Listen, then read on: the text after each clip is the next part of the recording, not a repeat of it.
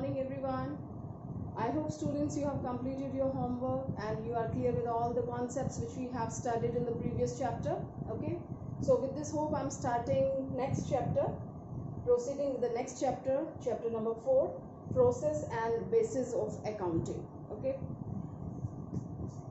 students, according to its name, process and basis of accounting, very interesting thing. When we have completed all the practical portion, so you have learned all these things, the contents of this chapter, process and basis of accounting. Okay, process means how do you start entering your transactions in the books of account.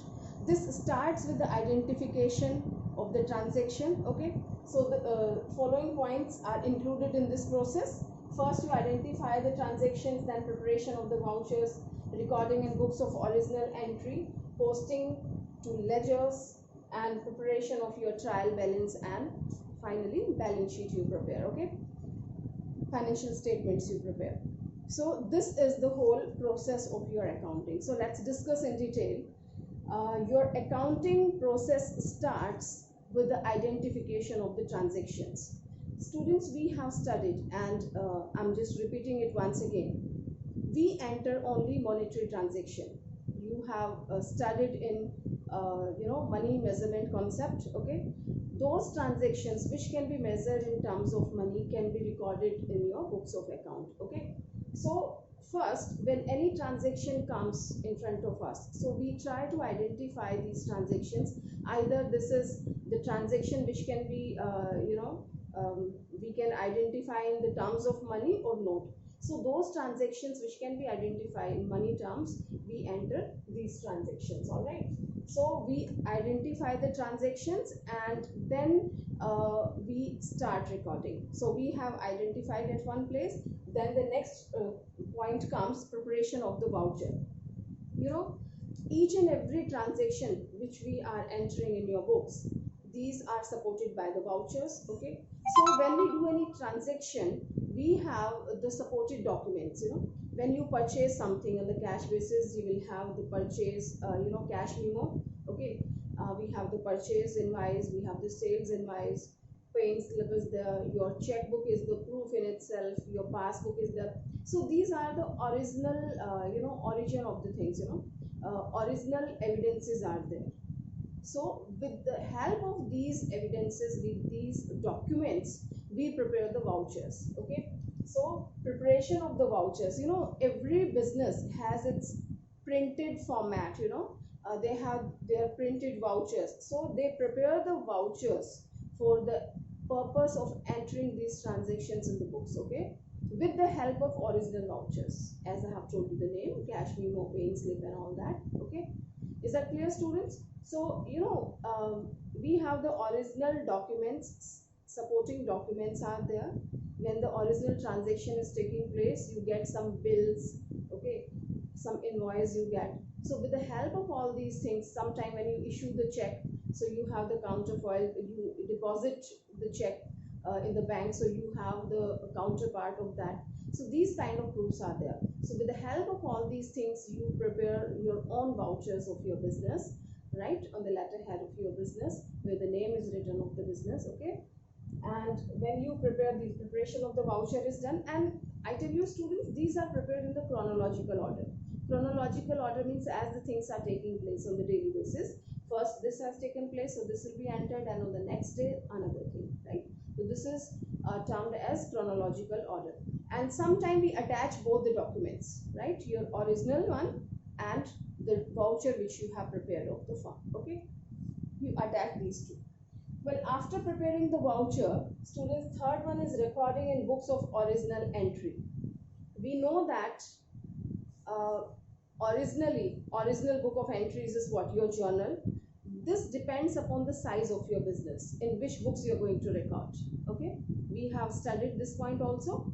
When the size of your business is small, so we prefer to enter in journal, because very less number of transactions are there, so journal entries can be done. But if your size of your business is large, or so many transactions are there, number of transactions are taking place in a day, okay, then you prepare your original books of original entry in the different parts you divide. The first one is your cash book, and second, books of original entry, your subsidiary books. Okay, when number of transactions are there, so you keep the records of your cash receipt and payment in one book, that is called cash book.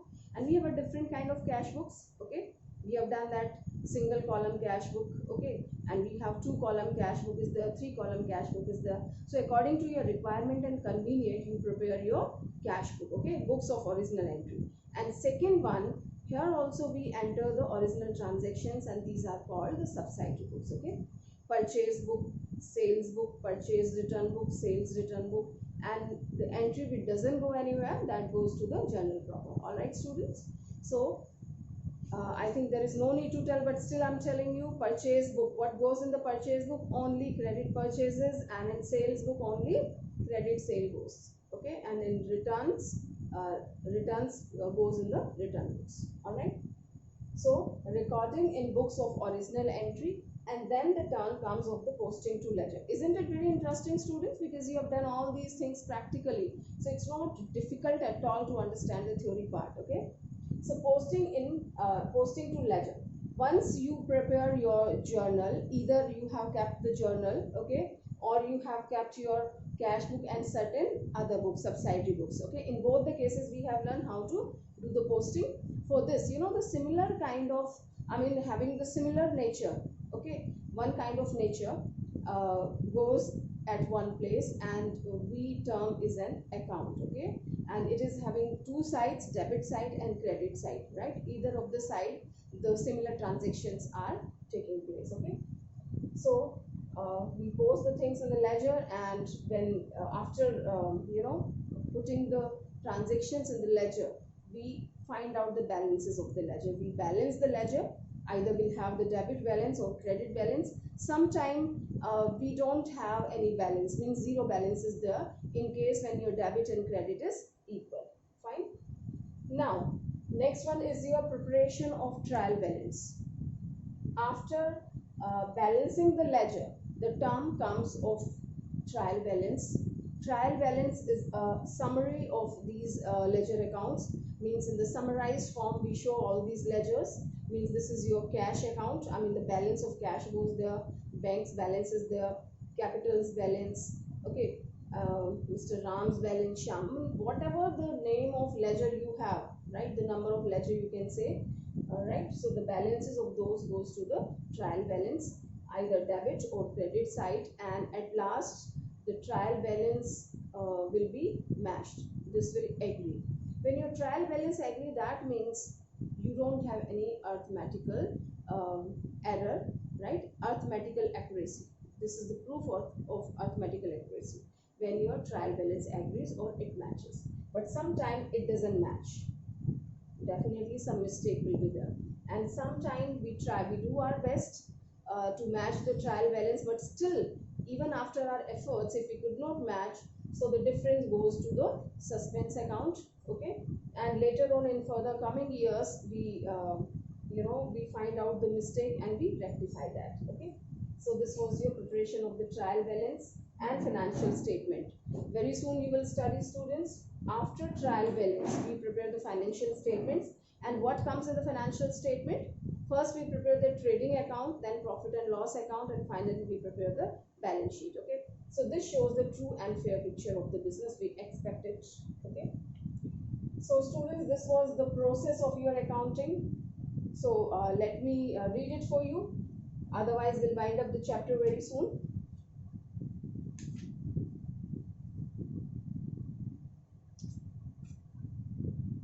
Alright, there is nothing special, whatever I have explained, that the same thing I'll be reading, so let it be.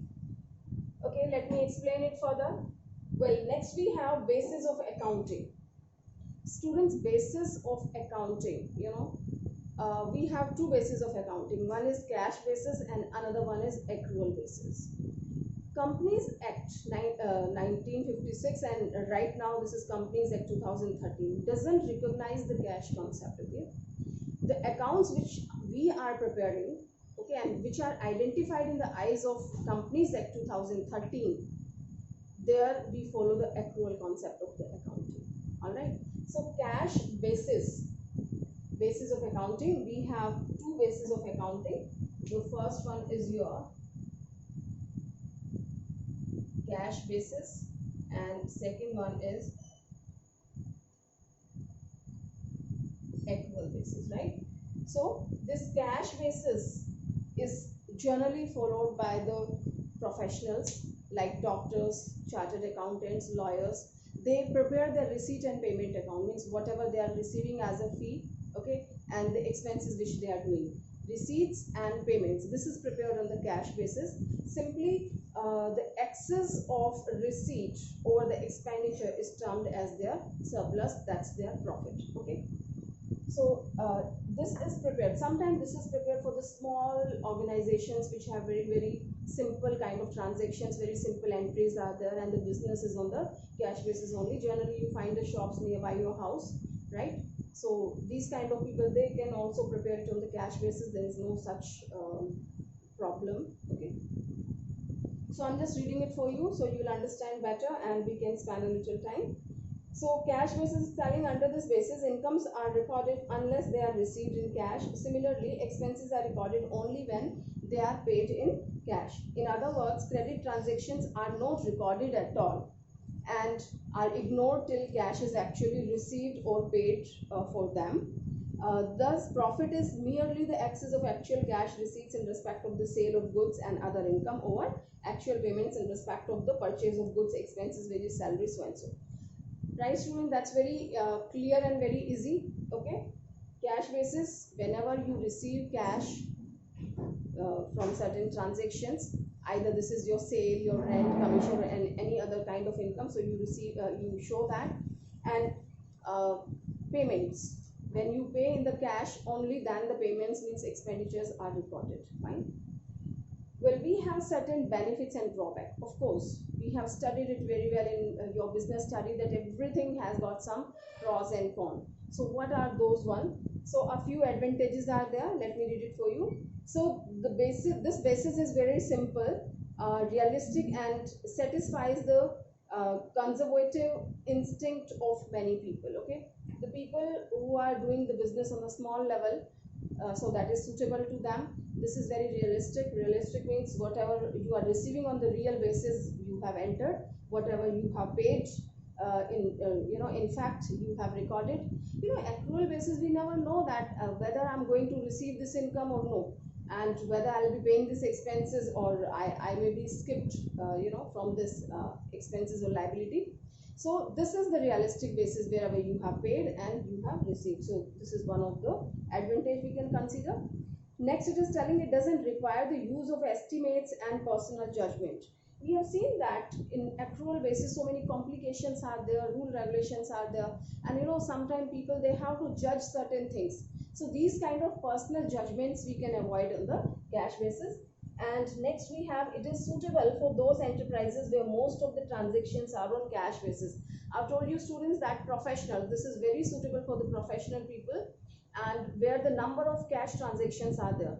Okay, their business is not on the credit basis. Some people, they have this rule in the life that aaj nagad kal udhar. They do the things on the cash basis. So it is suitable for those people also. Okay. Well, disadvantages, of course, we'll find. Now, first one, it doesn't give a true and fair view of the profit and loss of the financial position of the enterprise, because it ignores outstanding expenses, prepaid, accrual, and unearned kind of concept. It's telling, it doesn't show the true and fair state of the business, students, and that's quite true in one sense. Prepaid and outstanding expenses, here you don't follow the matching concept also. So if you don't follow that, how can you find out the actual profit? And as we know, as the time has been developed today and the system has been developed, accounting system, so we have the outstanding and prepaid things very frequently are there, and we receive the things, we make the payment, so we can't find out the actual position of the business. Actual profit and loss is missing if you follow the cash basis. Next, it is telling it doesn't follow matching principle of accounting. For example, acquisition of goods will have to be treated as expenses for the period in which payment is made instead of the periods in which benefits are derived from them. This we have talked already, that matching concept has not been followed in any of the case. in the case of income nor in the case of expenses. And next, there is a great possibility of manipulation of profits in cash basis of accounting, because payments may either be delayed or made early, and similarly incomes may be postponed or collected early. Well, students, some people, they just manipulate the things according to their own benefit. Payments can be postponed and we can receive it in advance, and in the same way incomes can be received in advance and can be postponed. So people, they just manipulate according to their convenience and according to their own benefits. Sometimes they ditch the organization, and certain loopholes are there in this. Okay. Next and last drawback they have suggested, that is Companies Act 2013 doesn't recognize it, that we have discussed in the starting. Alright students, so that's all in the cash basis. So cash basis is that where we receive the cash and we make the payment. That is only shown in your books of account, and we have certain merits and demerits which we have talked about. Well, next is your accrual basis of accounting. Students, accrual basis of accounting, the system which we are doing from the very first day, our double entry system, our accountancy which has been developed for today's scenario, this is your accrual basis. Okay, where we follow the matching concept. All other concepts has been followed. Revenue recognition concept has been followed. Fine. And all the concepts and conventions which we have discussed in the previous class, everything has been followed in the accrual basis. So here we don't wait for the cash. Okay, I don't wait that I will receive the money on cash, only then I will record it as a cash. Okay, so this is revenue recognition concept. This is based on accrual system.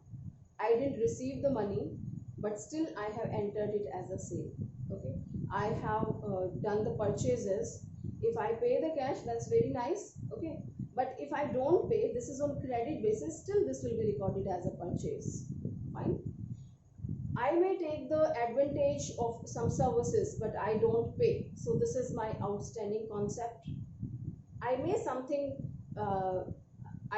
pay something in advance, for some expenses, for some services. So this is termed as prepaid expenses. So your accrual basis of accounting is entering all these kind of concepts. Okay, it's outstanding, prepaid, accrual, and unearned income. These kind of things it is mentioned. So let me read a few lines for you.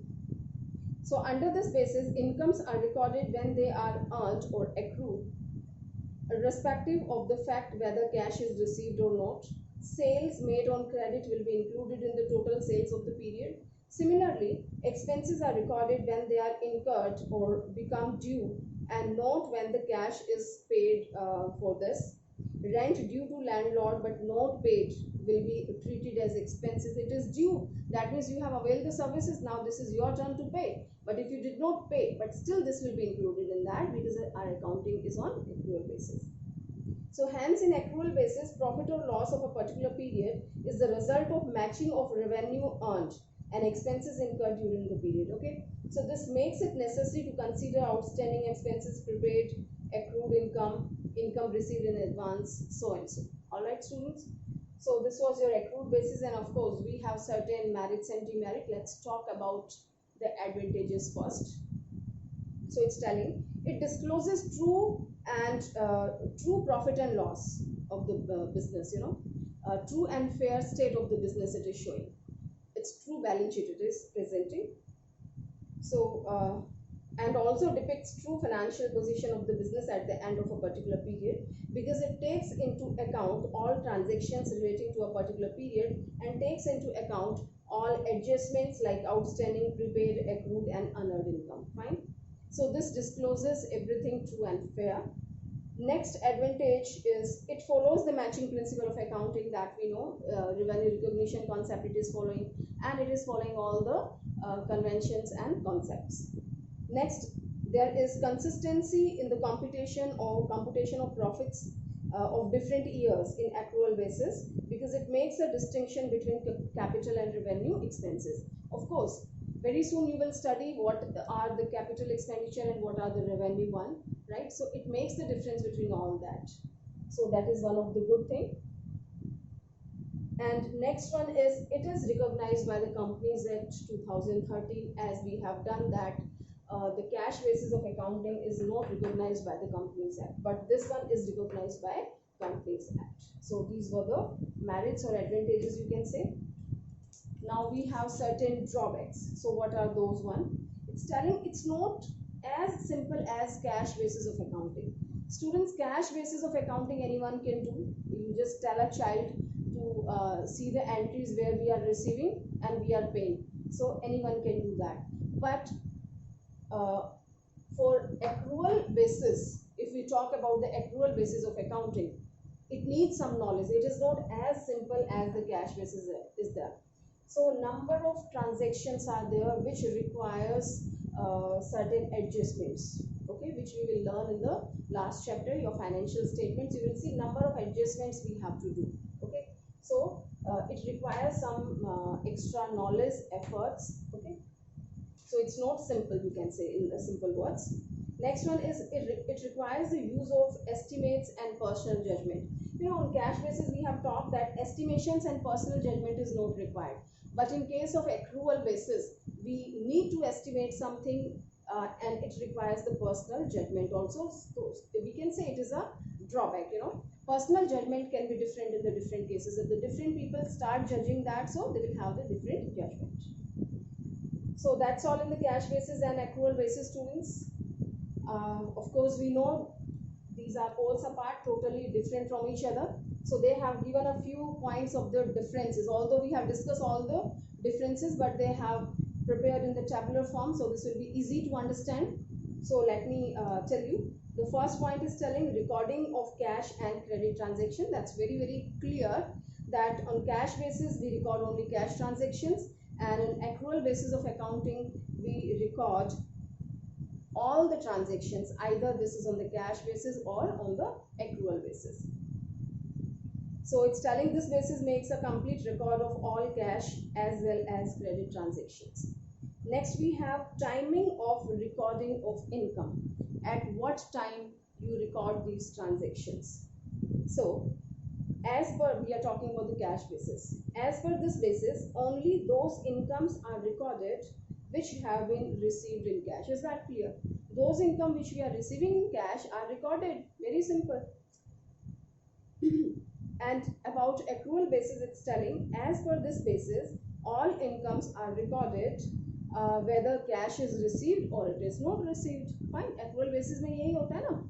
Either you have received or maybe it is unearned. That is accrual income. Means you have earned but not received. So both kind of incomes are recorded in that. Third basis of the difference is timing of recording of expenses. What time it has been recorded. So on cash basis, it's telling as per this basis, only those expenses are recorded which have been paid in cash. Very simple. What time it is recorded? The time you have paid, you have made the payment, you will record it. And as per this basis, means accrual basis we are talking, all expenses are recorded whether cash is paid for them or not. Earlier we have talked about the received, either you have received or no, and here either you have paid or you didn't pay, we record it. Next it is talking about outstanding, prepaid, accrued and income received in advance. Number of times we have talked all these things, but let us talk once more. So cash basis, it's telling that all these kind of transactions are not recorded, okay, and in accrual basis we are recording all such transactions. Legal position क्या है इनकी? As we know, the cash concept is not recognized in the eyes of the Companies Act 2013, but accrual basis is acceptable by Companies Act. So it's telling that cash basis is not recognized under Companies Act, but accrual basis is recognized. Next, it is telling ascertainment of correct profit and loss, and we know that cash basis is not showing the correct profit and loss, and accrual basis is showing. So this basis doesn't ascertain correct profit or loss because it doesn't make a complete record of all cash and credit transaction, but accrual basis makes. Last one is suitability. That also we have discussed. Fine. So this basis is suitable for professional people like doctor, lawyers, chartered accountants, so and so. And accrual basis is adopted by business enterprises with profit motive, and especially the large concerns. Okay.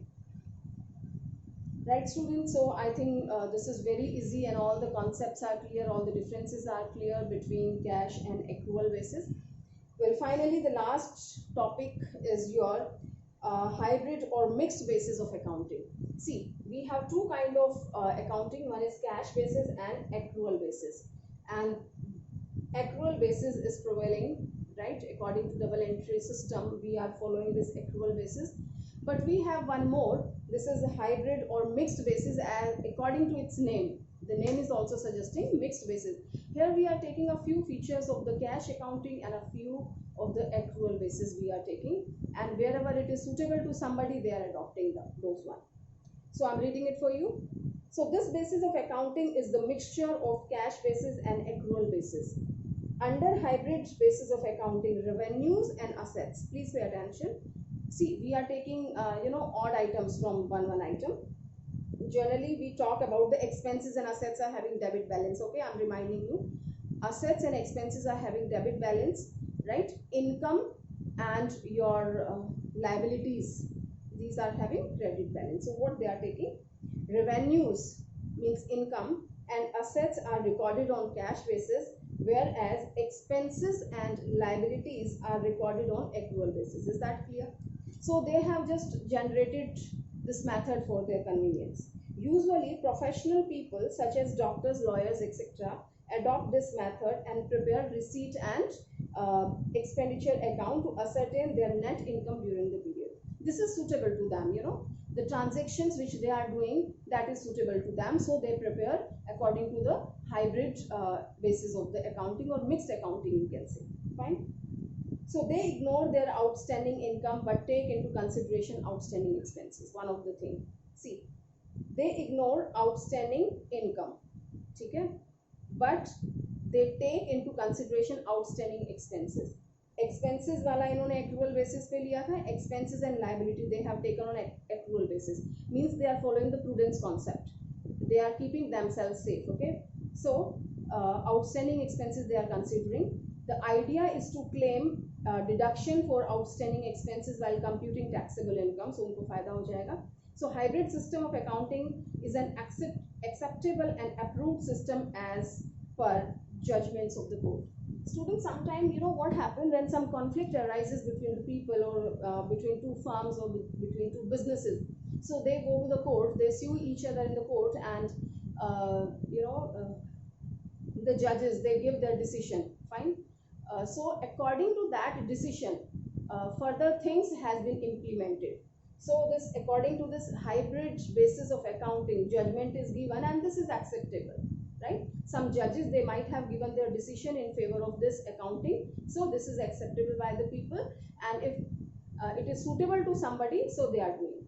So all these three things are open, students. I tell you the gist. We have the cash basis and this is available for the professional, suitable for the professional, and to the small businesses it is suitable. Then we have accrual basis. This is for the business specially. Okay, we don't talk about the small businesses. They are free to have this if it is suitable. Otherwise, double entry system has been followed. All the accrual and accrued concepts, outstanding and prepaid concepts has been followed. And third one, we have hybrid or mixed basis, where the elements of both these cash and accrual basis are a part of this hybrid, and this is also acceptable according to the judgment of the court. Right, students? So that's all in this chapter number 4. That was very small and very sweet, very interesting, very easy. Okay, so you must go through it today only. Means after watching the video, you must read it and then prepare your notes and post it on the WhatsApp timely. Student, what's your problem? Why don't you send the homework? Although I remind you many times, that's in favor. If you complete your homework on the daily basis, that's good for you. So first watch the video, learn, and then prepare the notes. So that will be a very good trick, to learn the things easily. All right, students, prepare well for your exam. Thank you.